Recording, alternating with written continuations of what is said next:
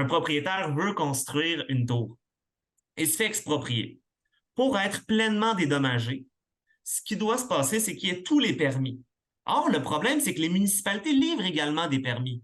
De sorte qu'on est comme dans une dynamique de conflit d'intérêts où la municipalité pourrait potentiellement retarder la remise de permis pour s'assurer que l'entrepreneur n'ait pas tous les permis, donc n'a pas le plein dédommagement. Donc, c'est une dynamique qui est assez particulière. Le 25 mai 2023, la ministre des Transports, Geneviève Guilbeault, a déposé le projet de loi 22 intitulé « Loi concernant l'expropriation », PL 22, actuellement en cours d'examen à l'Assemblée nationale du Québec. Ce projet de loi ambitionne de révolutionner le paysage de l'expropriation. Selon le cabinet d'avocats Fasken, l'objectif principal de cette réforme est de remplacer entièrement la loi sur l'expropriation en vigueur avec un effet majeur: la réduction significative des indemnités versées aux parties expropriées. Cette réforme touche directement les citoyens québécois, car elle affecte leurs droits en cas d'expropriation par le gouvernement du Québec, les organismes parapublics provinciaux ou les municipalités.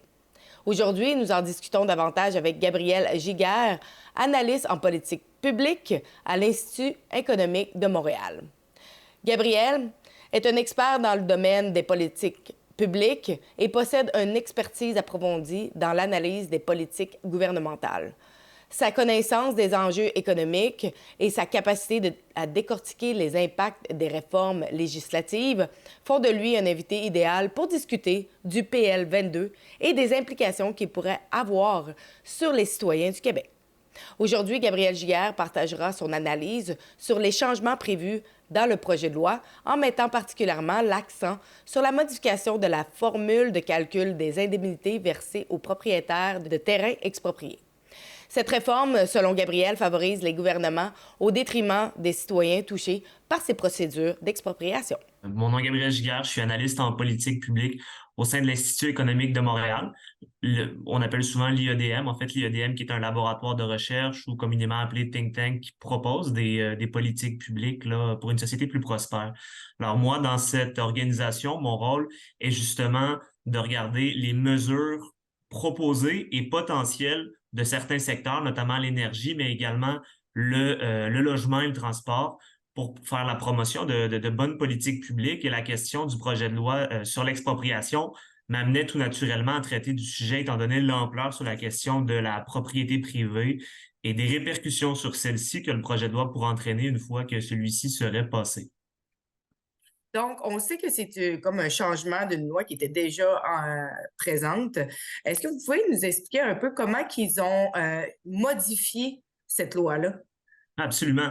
En fait, ce qu'on voit, c'est qu'actuellement, dans le cadre de l'expropriation, on le sait, lorsque l'État, un organe de l'État, que ce soit un ministère comme le ministère du Transport, une société d'État comme Hydro-Québec, ou encore une municipalité décide d'aller de l'avant avec une expropriation pour un pylône, pour une nouvelle route, eh bien, le citoyen qui est exproprié se voit compensé sur le plan financier par ce qu'on appelle la valeur du propriétaire.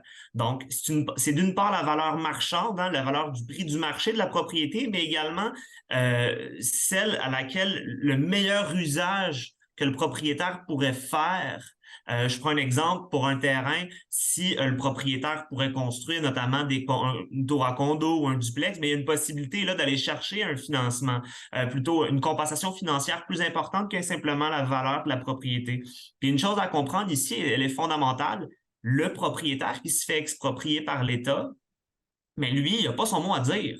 Lui, il se fait exproprier, il est dépossédé par l'État, alors c'est normal d'avoir une compensation financière qui est juste. Maintenant, le nouveau cadre législatif qui viendrait réformer l'expropriation au Québec vient dire un instant.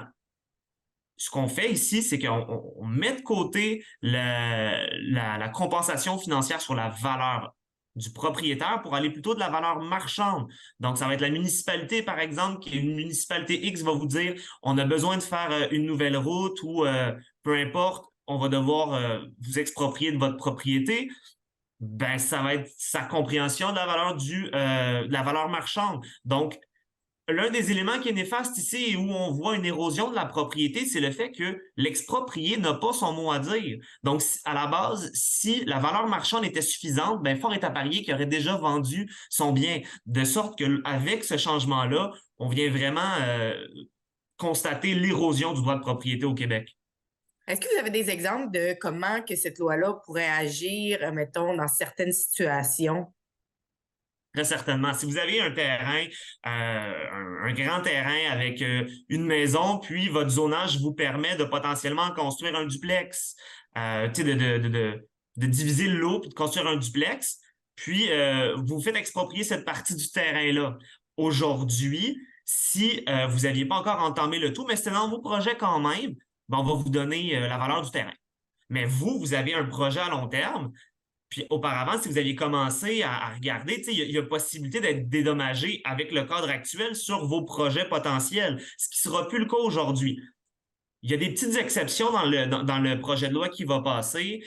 Une exception assez claire, en fait, un des éléments importants, c'est que aujourd'hui, les municipalités, en fait, gagnent à ne pas dédouaner, plutôt à ne pas compenser financièrement au juste coût, là, la valeur du propriétaire, les projets parce que ben, ça leur coûte plus cher. Puis d'ailleurs, ce projet de loi-là provient du fait que les municipalités voulaient avoir en quelque sorte au rabais, si je puis me permettre, de l'expropriation. Le problème, c'est que si un propriétaire veut construire une tour et se fait exproprier, pour être pleinement dédommagé, ce qui doit se passer, c'est qu'il y ait tous les permis. Or, le problème, c'est que les municipalités livrent également des permis, de sorte qu'on est comme dans une dynamique de conflit d'intérêts où la municipalité pourrait potentiellement retarder la remise de permis pour s'assurer que l'entrepreneur n'ait pas tous les permis, donc n'a pas le plein dédommagement. Donc, c'est une dynamique qui est assez particulière. Mais là, on parle assez haut niveau. Il y a des gens comme vous et moi qui sont directement touchés par ça. On parle d'environ 1000 personnes par année qui sont expropriées par l'État. Un exemple assez emblématique en notre sens et qui a été médiatisé l'année dernière, c'est le cas d'une dame, son mari c'est M. Laurier et elle c'est Mme Brière, et eux avaient habité dans leur maison de la dame depuis qu'elle, en fait, elle est née. Elle a environ 70 ans et elle, toute sa vie, elle a habité dans une maison. C'est à Mirabel. Mirabel a choisi de les exproprier pour refaire une intersection. Or, ce qu'on constate, c'est que la valeur marchande est environ 400 000 420 000 et la première offre de la municipalité était en deçà de 300 000. Donc, on voyait que c'était déconnecté. Pour eux, c'était la bonne valeur. Et finalement, ça s'est réglé à l'amiable. Mais c'est la municipalité qui a, en quelque sorte, mis la balise de la valeur marchande. Et donc, cette dynamique-là, on a peur que ça se répète avec le nouveau projet de loi parce que ce sera seulement la valeur marchande.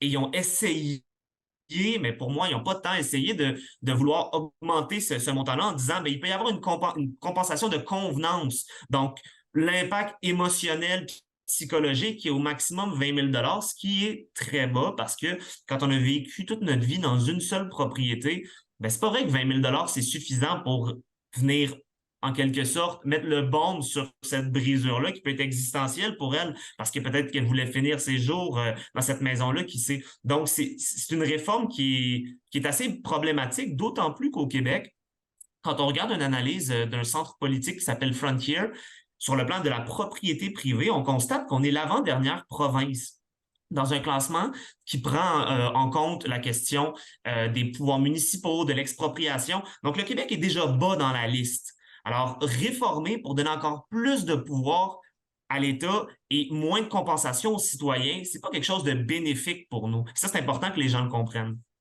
Pourquoi le gouvernement voudrait imposer ce type de loi-là à ses citoyens? Dans quel intérêt il voudrait faire ça? Bien, essentiellement, c'est vraiment une demande des municipalités. Les municipalités nous disent on a besoin d'argent. On l'a vu récemment, là.